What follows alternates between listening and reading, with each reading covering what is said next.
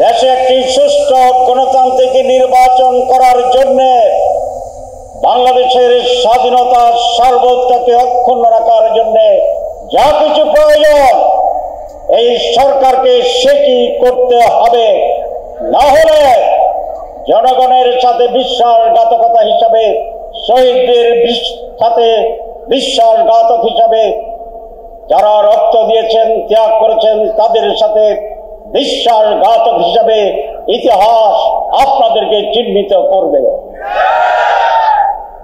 প্রধান অতিথির বক্তব্য নিয়ে আসছেন ইসলামী ছাত্র শিবিরের সাবেক কেন্দ্রীয় সভাপতি, সাবেক এমপি, সাবেক ঢাকা মেডিকেলের নির্বাচিত জিএস ডক্টর আব্দুল্লাহ মোহাম্মদ তাহের ভাই কথা নিয়ে আসছেন আজকের প্রধান অতিথি। বিসমিল্লাহির রহমানির রহিম।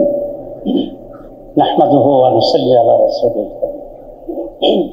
মাননীয় সভাপতি, শ্রদ্ধেয় অতিথিবৃন্দ এবং অধিকতর শ্রদ্ধেয় শহীদদের পিতামাতা এবং প্রতিনিধি যারা আছেন, আজকের সম্মানিত বিজ্ঞ উপস্থিতি, ছাত্র বন্ধুরা, আসসালামু আলাইকুম ওয়া রাহমাতুল্লাহি ওয়া বারাকাতুহু। আমরা অনেকবার একটি কবিতা শুনতাম, বাংলায় সেদিন কবে হবে যেদিন কথায় বড় না হয়ে কাজে বড় হবে।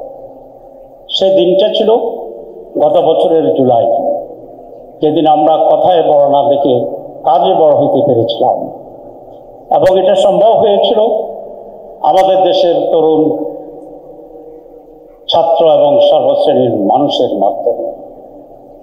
আমি জেলে ছিলাম 22 জুলাই থেকে 5 আগস্ট পর্যন্ত। 6 আগস্ট আমরা মুক্তি পাই এবং পরের দিন ঢাকা মেডিকেল কলেজে জুলাই গণবিপ্লবে যারা আহত হয়েছিলেন তাদেরকে দেখতে গিয়েছিলাম। খুব করুণ পরিস্থিতি, অনেক বর্ণনা আপনারা শুনেছেন, এবং সেখানে দেখলাম 80% মানুষই অশিক্ষিত, রিক্সাওয়ালা, ফেরিওয়ালা, লুঙ্গি পরা অতি নিম্ন শ্রেণীর সাধারণ মানুষ। এটি আমাদের ইতিহাসে কমই আলোচিত হচ্ছে, এটা আমাদের দুর্ভাগ্যজনক। বৈষম্য বিরোধী আন্দোলনের সফলতা এক বিশাল বৈষম্য জন্ম দিয়েছে। আমরা এক শ্রেণীর মানুষকে নিয়ে আমরা ব্যাপক আছি, এটা অত্যন্ত জরুরি, আমি স্বীকার করি। কিন্তু যে পরিবর্তনে সাধারণ মানুষেরা রাস্তায় নেমে এসেছিল অকাতরে, তাদেরকে কিন্তু আমরা উপযুক্ত জায়গাটি দিচ্ছি না, না সরকার, না আমরা, না ইতিহাস। সুতরাং আমি আজ অত্যন্ত দৃঢ়তার সাথে সরকার সকল স্টেটদেরকে অনুরোধ করব যে সকল শ্রেণীর মানুষ যাদের ত্যাগ ছিল, বৈষম্যহীনভাবে সকলে যেন যার যার প্রাপ্যতা সঠিকভাবে পেতে পারে। জুলাই একটি সাহসের নাম, একটি ত্যাগের নাম,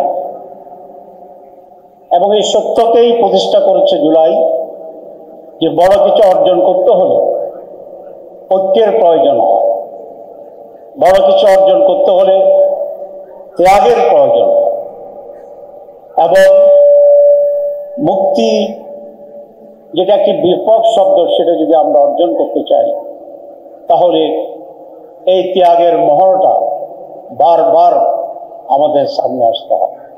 আমরা চক্রান্তের কথা শুনছি, বড় ধরনের চক্রান্ত, আমাদের চেতনাকে আবার মুছে ফেলার জন্য, আমাদের রাষ্ট্র কাঠামোকে আবার পুনর্ভাবে উল্টিয়ে দেওয়ার জন্য,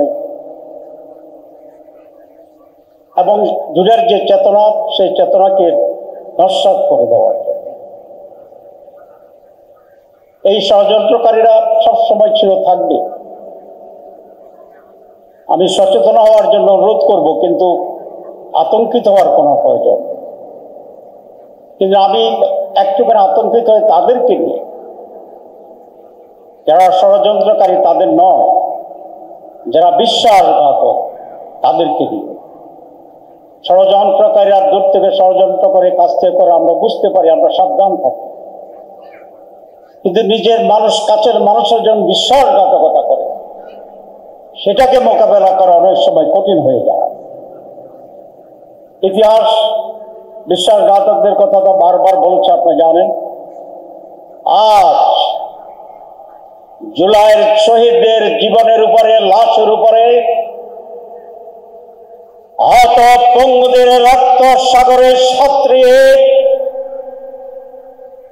বাংলার জমিনে দ্বিতীয় স্বাধীনতার যে পাটাতন তৈরি হয়েছে,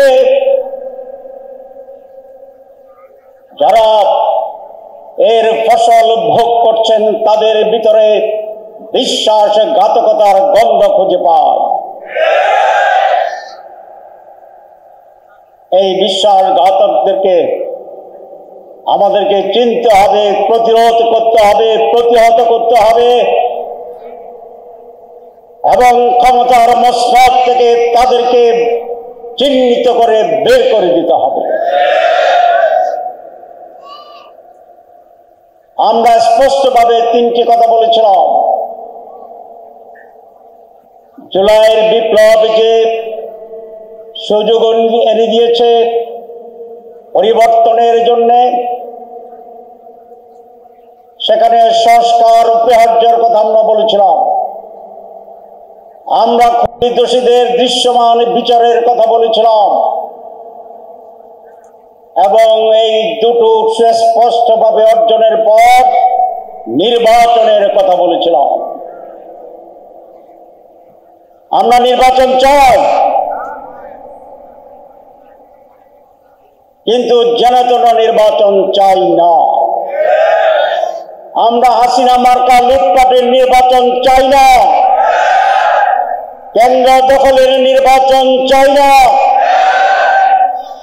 দিনের নির্বাচন রাতে অনুষ্ঠিত হয়ে যাবে সেরকম নির্বাচন চাই না। যারা সংস্কারে বাধা দিচ্ছে, যারা সংস্কারকে গ্রহণ করতে এবং তাদের সাথে পরামর্শ করতে হবে রাষ্ট্র পরিচালনার সুস্থতার জন্য।